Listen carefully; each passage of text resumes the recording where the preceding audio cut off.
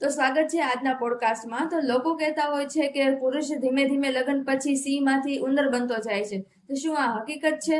તો તેના માટે આજના સ્પેશિયલ ગેસ્ટ તરીકે મારા હસબન્ડ અહીંયા ઉપસ્થિત છે. તો આજનો પહેલો સવાલ, શું એ વાત સાચી છે કે દરેક પત્ની છે પોતાના પતિ પાસે કામ કરાવતી હોય છે? એટલે આમ તો હું મારી જ વાત કરું ને તો આમ તો ઘરના બધા જ કામ હું જ કરું છું. તું સ્ક્રિપ્ટ તો લખી દીધી હતી, હું બોલવાનું છે.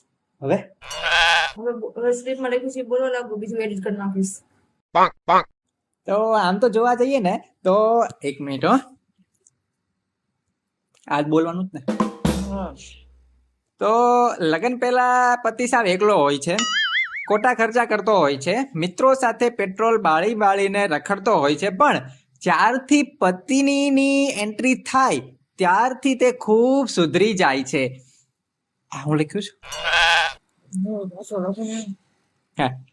અને કામની વાત કરું ને તો લગ્ન પહેલા પતિ પાણીનો ગ્લાસ પણ સાઈડમાં ન મૂકતો હોય અને લગ્ન પછી એટલો સુધરી ગયો હોય ને કે પત્નીની દરેક સમયે મદદ કરાવતો હોય.